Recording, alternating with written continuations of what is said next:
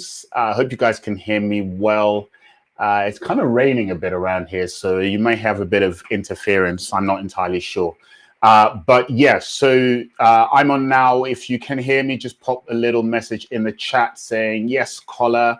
I haven't had any audio problems at all, actually. So I'm going to assume that everyone can hear me and just kind of move forward and get on.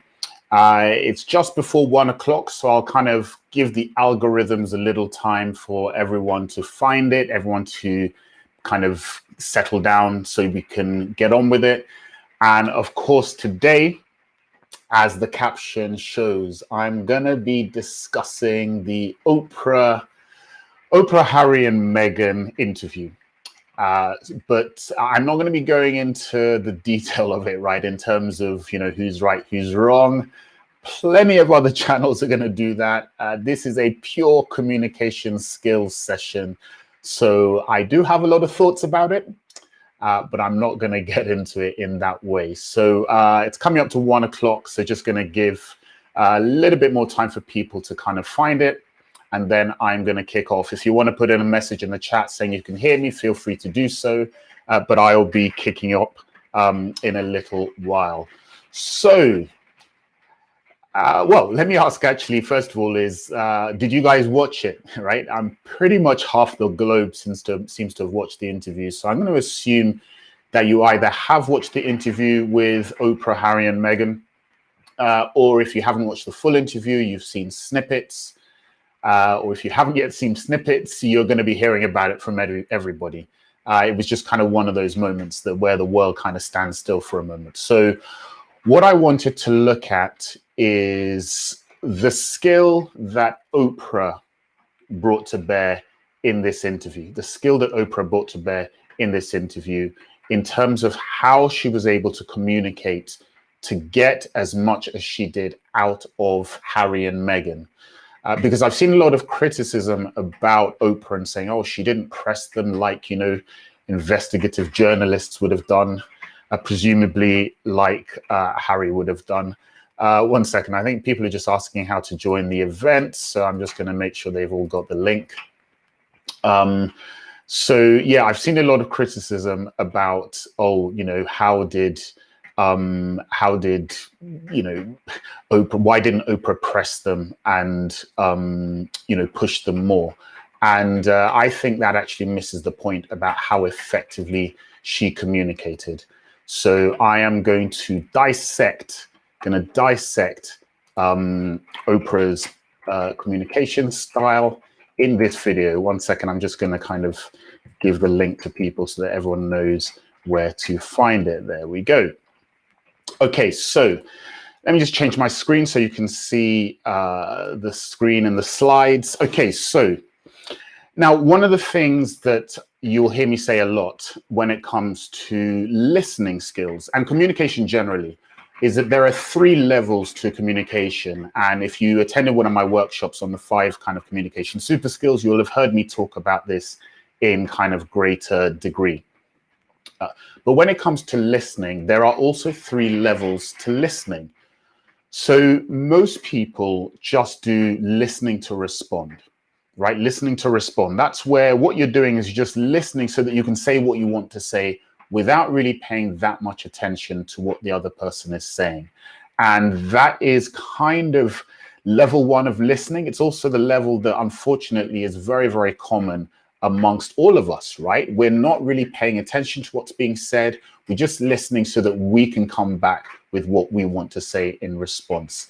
LinkedIn user, yes, good to see you too. Put your name in so I know who you are, because for some reason, some people, I think maybe depending on your setting, it doesn't show up. Then there's level 2 of listening, which is listening to understand. So that's actually where you're not just focused on what you want to say, but you're focused on what the other person is saying and you're trying to understand it. But level 3 is listening to empathize and connect. And that is where Oprah just is an absolute legend when it comes to listening skills. She really has built her career on being able to listen, being able to connect, and being able to empathize with the people who are doing the speaking, the people she's interviewing and talking to. So let's establish some of the things that she brings to bear in terms of how she communicates, particularly with her listening. And the first thing to know about Oprah is she brings a huge amount of credibility. She brought a huge amount of credibility to that interview, which just meant that already before the conversation had even started, she's already built up a level of trust. She's already built up a level of authority. She's built up that credibility so that the people that she's interviewing can trust her and are going to be willing to open up more. Now, that is something that's hugely important to think about in terms of your own communication skills, is before you get into any conversation where you're trying to have any kind of interaction, how much credibility do you have for that moment? How much authority? How much can you point to your backstory or how you have conducted yourself in the past in order to say to people, yep, you can trust me, you can open up and express yourself because I am the kind of person who is going to listen in a good way. So that is hugely important to say. That's Javid. Oh, hi, Javid. Hey, good to see you. Thanks. That's hugely important to do. So make sure you build up your credibility. So that means before those conversations, you are doing all the things to put your credibility in place so that when it comes to the moments where you really have to show your ability to listen or you have to get the trust of people, you can point to your backstory, your history, your reputation, your personal brand, and use that as an asset so that the door is already open because they already believe in you and they trust you. So credibility is the thing, in a way, the one thing that Oprah just brings, because you know, of course, she has interviewed everybody before, right? She's interviewed people at the level that Harry and Meghan's the importance of that story is. And she has shown through the way she's interviewed other people how able she is to let them speak and articulate their story.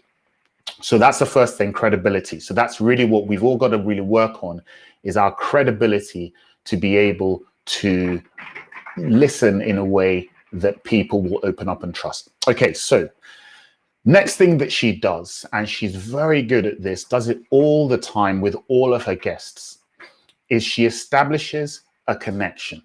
So one of the first things that she says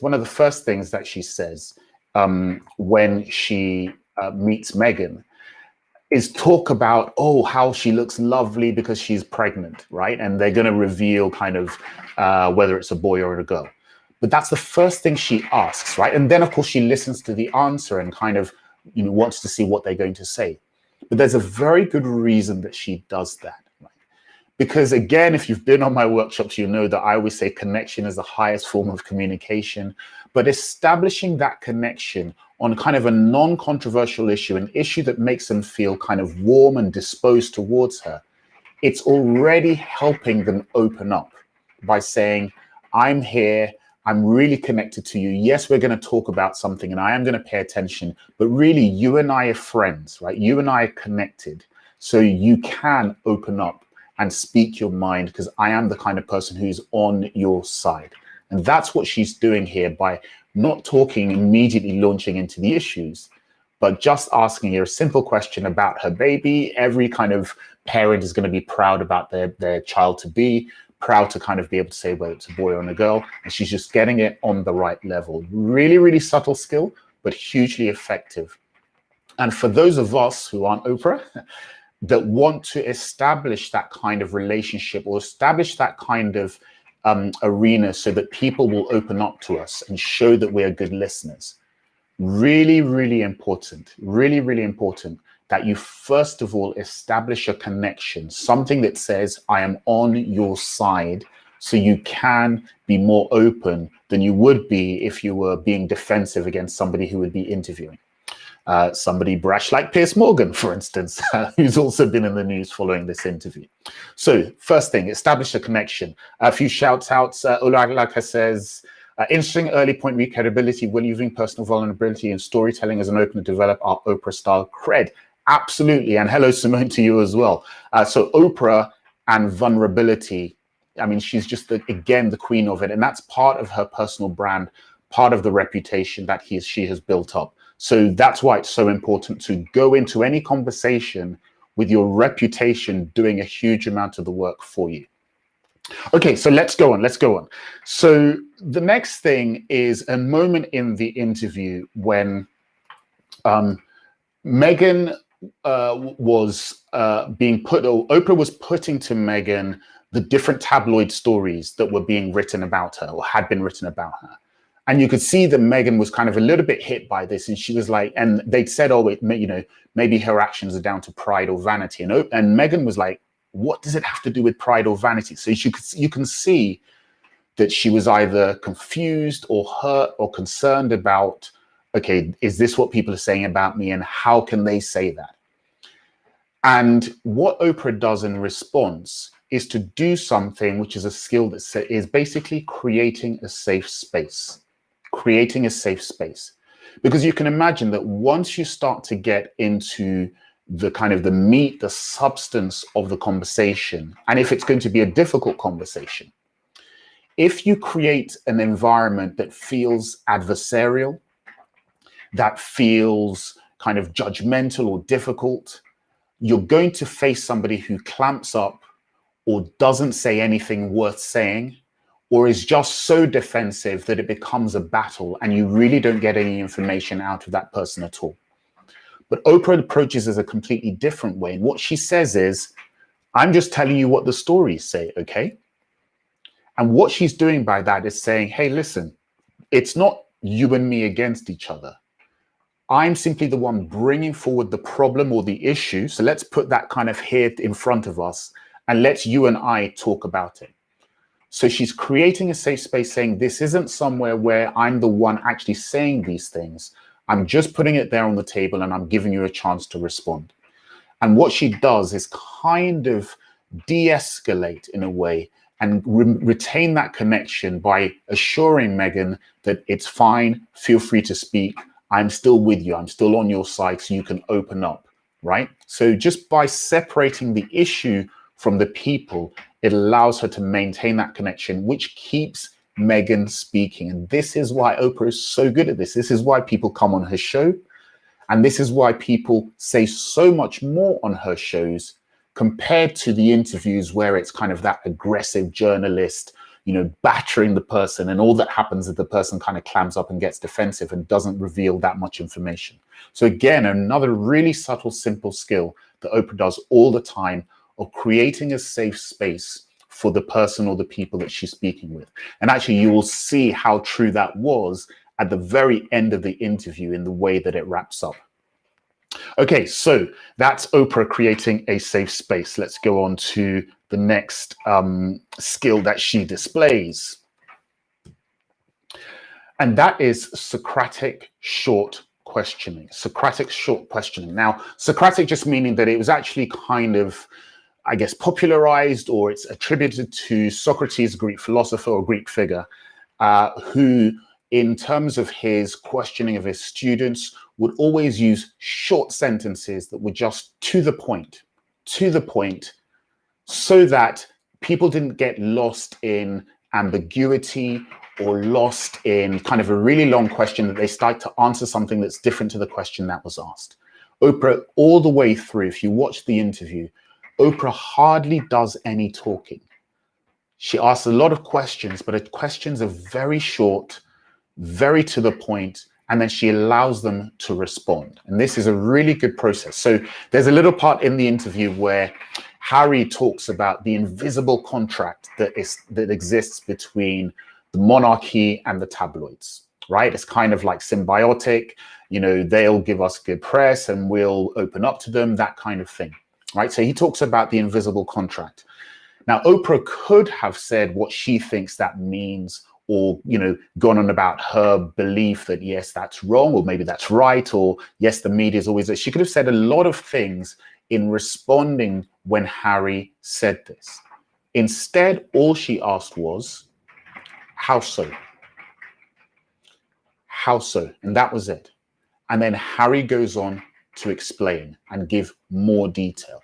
She could actually have done a slightly different way that would have been the same thing, which is just to repeat the last few words that Harry said, or the salient words, and just stop speaking, which gives them kind of the incentive to speak more. So she could have said invisible contract, And then Harry would have expounded even further. Yes, this is what I mean. It's the relationship between the tabloids and the press and the monarchy and so forth. Really simple, short. It's called Socratic questioning. And it's a very, very effective way of asking somebody to give you more and giving them the space to do it. And the value of short questions is that they leave no room for ambiguity about what the issue is that is being asked. I don't know if you guys have had those conversations or interviews where the questioner is doing almost as much speaking as the listener or the person being interviewed, or they ask a kind of a long rambling question that even they lose the thread halfway through. And what happens is that when you get the answer, either it's not dealing with the question that you asked, or the answer becomes rambling because the question was rambling, and therefore you get no useful information at all. Again, masterclass by Oprah in doing this. Just simple. How so? And then Harry goes on to speak more and explain in more detail, and she just stays quiet and just listens. Brilliant skill. Really, really tricky, actually. This is a good one for managers and leaders when you are interacting with your teams and you're trying to get to the bottom of an issue. Short Socratic questioning. What happened there? Why didn't we achieve that? What do we do better next time? Will prompt and give your team the space and the inclination to explain. And it's actually quite tough on them as well. So that's why it's also a good managerial technique, because it's a fair question, but it is tough because it just demands answering. Okay, so cool. So that's another example of Oprah's brilliant, brilliant approach to listening. Let's go on. The next is how she listens without prejudice. Now, one of my favorite albums is George Michael's Listen Without Prejudice album. So I just lifted that title for this, but it really captures the kind of, I guess, the essence of Oprah, which is her ability to empathize. And if you remember, that really is the highest level of listening. And what it is that she allows people to answer, and then she shows no judgment about their answer, whatever she thinks personally, right? So clearly they were friends. So, you would think that she accepts, but Oprah may or may not have believed everything that Meghan and Harry said. Or Oprah may or may not have accepted their version of events, or may not have thought that there is more to it, or there's another side. But in the moment, in asking the questions, you would never have thought anything other than she's a good friend and this person is opening up to her. And it just happens to be on camera in front of millions of people. A brilliant, brilliant technique. And she does that because the thing that Oprah has built her entire career on and brand is that non-judgmental, empathetic understanding of other people. So when Meghan talks about the fact that she was having suicidal thoughts and suicidal kind of inclinations during the pregnancy and during those kind of early palace days, Oprah doesn't press her initially. Her first reaction is, when Meghan says this, is, "I'm so sorry to hear that," right? It's not even a question, but it's a signal to the other person that I care about you, I empathize. Even though I haven't been through it myself, I'm showing you by how I responded to what you said. I could have chosen any different way to respond, but the one thing that was on my mind to respond to when you said this really incredibly kind of personal and serious issue, right, is to empathize with you and say, and just express my concern and my sympathy for you. That is brilliant communicating, because again, it maintains the connection between Meghan, Harry, and Oprah, which means they will continue to open up. You can tell that Meghan would not have said this or opened up giving this information to many other people, right? And that is why I think the criticism that I've heard of Oprah, that she didn't push them hard enough and it was just like two mates chatting, is so misplaced. It just fundamentally misunderstands the skill of listening communication that Oprah is just a master at. So there we are. Listen without prejudice. listen without prejudice, don't be judgmental, whatever is going on inside, accept or don't accept, believe or don't believe, right? You can make your judgments later or press things later on, but empathize, and that will show them that, yes, you are on their side. Olu says, Socratic questioning is a ninja skill. Yes, it is, sir. It really is. Very tough to do because the temptation is to say much more, but the shorter you keep your questions, the more poignant they become. And that actually has such a great impact. And says, I'm sorry to hear that, Morgan, I don't believe it. Yeah, so I said I wasn't going to get into the drama between Piers Morgan and Oprah because, hey, this is not kind of that, this ain't that show. But it is actually a stark contrast between the two of them. So both of them been hugely successful in their own right. But in terms of how effective listeners they are, communicators they are, what I think you should notice actually is, in fact, if you watch Piers Morgan's show where he interviews other people, he is completely different to how he is on the kind of the combative Piers Morgan on his morning show. On his own show where he's interviewing different, celebs and things like that, he displays a lot of the skills, not quite as well, but a lot of the skills that actually I'm going through and that Oprah displays all the time. So it really does show you that there is a stark difference, that if you want to get people to trust you through your listening, you really have to empathize and show that you care about them. Okay, let's go on, because there is more. Labeling and reframing. So once you start to get into the meat of the conversation and people start to say things, it's really important to make sure that what you think you are hearing is what they think they are saying. And Oprah does this all the time through the interview. And the classic example is where Meghan had talked about being made to be silent, and Oprah had asked her, well, were you silent or were you silenced? Now, what she's doing there is labeling the emotion or labeling the issue that Meghan has said, maybe not quite in a clear way, and then reframing it so that it gives Meghan the opportunity to basically saying to Meghan, this is what I heard. Am I right? And that says to the person either, oh, no, you're wrong, so let me clarify, but they appreciate the fact that you were listening. Or it says to them, you were absolutely right, which cements your reputation in that moment as a great listener and will encourage them to speak more. So listening skill in terms of that, always check in with the other people or the other person you're speaking with and label the emotion or the issue or the idea, whatever it is that they have expressed, and just say it back to them or reframe it if you want to get clarification. And it just resets the conversation, reestablishes that connection, signals to them that you really are listening to what they said, because otherwise you wouldn't be able to repeat it back to them. And it encourages that trust that they will have with you and as a listener. Great, great skill. Label and reframe. Okay, let's go on because we're coming up to 22. Gotta go. Next, of course, is react, right? You mustn't just be a passive kind of automaton receiver of information showing no emotion whatsoever, because that will just disconnect you from the person. You should react to the things that they say. And the classic example, of course, is when Meghan talked about how there had been questions about the skin color of her child-to-be. And you could see, and in that moment, I think Oprah expressed what basically was on everybody else's mind who was watching. And it was just one question. What?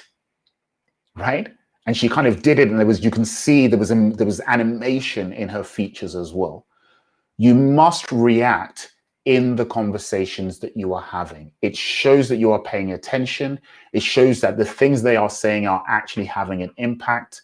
It can be a pleasant reaction, hostile reaction, if that's what you want to do, kind of a confused, whatever it is. But reaction and interaction displays to the other person that you are giving them your 100% attention. And therefore, they can continue to speak because they are being listened to. And it's interesting, actually, if you even think about the arena where they had the interview, was kind of in an outdoor space where there was nothing else around them. And I think that was very deliberate. It's kind of saying it's a safe, open space. You can be open. There's no one else, nothing else around us. So you can kind of be honest and divulge a few secrets, which they obviously went on to do. So make sure you react, right? Don't just sit there passive face with nothing, because that will start to signal to them, oh, are they really listening? Are they getting what I'm saying or not? And Oprah does this throughout. Okay, and press, right? So listening doesn't mean passive listening. It means active listening, right? So it doesn't mean accept everything they say. And this is why, again, I think the criticism that she didn't push them enough is just totally misplaced, because she pushed them enough to get the information that she needed to get out of it. Whereas if she'd kind of been aggressive in her questionings, they would just become defensive and clam up. But she did throughout the interview ask questions to clarify. You know, who was having this conversation with you? She asked of Harry when that conversation about his skin color, son's skin color, was asked. Or why did he stop taking your calls? So Harry kind of dropped that bomb. If you saw it, he dropped that bomb in kind of just by the by. Oh yeah, Prince Charles, my father stopped taking my calls. And then he went on to something else. And Oprah kind of allowed that. But then she circled back. Why did he stop taking your calls? And then they discussed that issue, which showed that she was listening, but also showed she was willing to press to get clarification on various issues. And then final one is Oprah does this all the time, kind of at the end of conversations, is she'll always reconnect. So she'll always bring it back to something pleasant, something safe, something generally uplifting, or something kind of warm, to leave people feeling, yes, that was a good conversation. Even if there were times that it was tricky or I was getting into hot water, I always felt that Oprah was listening, it was on my side. And then she always reconnects at the end of her interview. So in fact, at the end of the interview, what she says is, thank you both for trusting me. And if you remember what I said at the start, that's really what Oprah does. She has that credibility and has built up that level of trust. And Meghan's response, Meghan and Harry's response is, thank you for giving us the space to do it.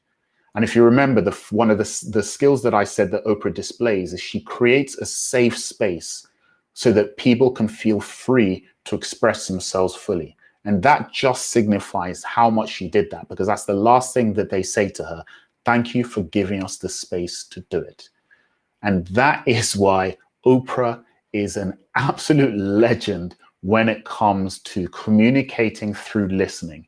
She knows how to get people to speak, how to get people to open up, how to get people to be honest from their point of view, so that she comes out with far, far more tangible, valuable information on the topic than all of these others, highly aggressive, highly kind of investigative journalists that look great to their peers and to their friends, but actually come out with interviews that tell you next to nothing.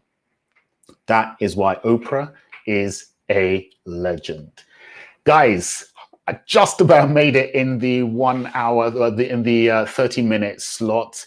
I hope you guys found that useful. Listening is something that is really tough to do. I know that I have struggled with it a lot. And so a lot of the work that I've done actually has just been for me personally to kind of build my own ability to listen, build my reputation as a listener, so that, for instance, in my work as a coach or as a barrister, I can help people in what they need. So I hope you guys found that useful. As ever, you know that this is just snippets, right?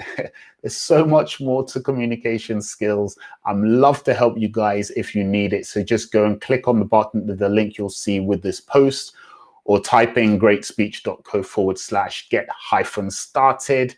And you'll book yourself in for a free consultation with me. I've got my communication super skills program that is really just running now. So if you want to join it, you need to get in quick.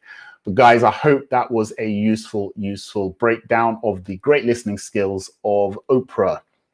There's another comment here saying criticism of Oprah is also that her empathetic questioning is really being manipulative. How do you employ those techniques without leaving people feeling that they might have been played? Very good question. I'm not sure how much there was a concern that Oprah was being manipulative. The criticism I tended to see was she went too easy on them, which I just think is just totally misplaced. But in terms of how do you get people to open up with your empathetic questioning in a way that makes them feel not I'm being had and then it's going to be used against me, but this is actually somebody who's genuine. It's the very first thing I talked about. It's credibility, right? So Oprah has the credibility from everything she has done before. So even from today, from this moment, you can start to change the way you interact with people and listen to people so that you start to build your reputation as a great listener who listens without prejudice, right? And he doesn't use the information for nefarious, objectives, but actually uses it to improve the conversation, to improve the connection and the relationship between the person that you're listening with. And if you build up that reputation gradually, kind of step by step with every conversation to every conversation, then you will go into newer conversations with that reputation behind you. And that's going to help you with kind of getting people to be willing to trust you because they can look at what you've done in the past and say, yeah, I can trust you because I can see what you've done in the past. So thank you for that question, Olu. I hope that really helps. So guys, it is exactly 1:30. I'm getting great at nailing this stuff. So I hope you found this useful, whether you're watching now or on the replay. I know loads of people watch this on the replay. Whether you're watching now on the replay, hope you found this useful. I will be back again with another lunchtime one next week. Not entirely sure what the topic is yet, but it will be something that will provide value, I am sure. Les says, thanks, Colin, very interesting. Listening is key, yes, like the bit about short questioning, definitely. Really tough to do, actually, because the temptation is to just speak and speak. But the shorter your questions, the more powerful they will be. Seems very important, as well as going back to what was said previously, which shows you're listening. Yeah, labeling is really good. Just do that every once in a while. Easiest way to do is just to take the last thing they said and repeat that back to them, right? And that just says to them, I'm listening, but it also encourages them to open up about it. Sophia, hey, Sophia, caught the tail end, catch it on the replay. Yep. I think pretty much as soon as this is finished, if you're on LinkedIn, you'll see the replay, but I will repost it as well so that people have got it. Okay, so just past the 1.5 hour mark. I want you guys to get back to your lunches. Hope this proved useful, and I'll see you guys again next week. Cheers.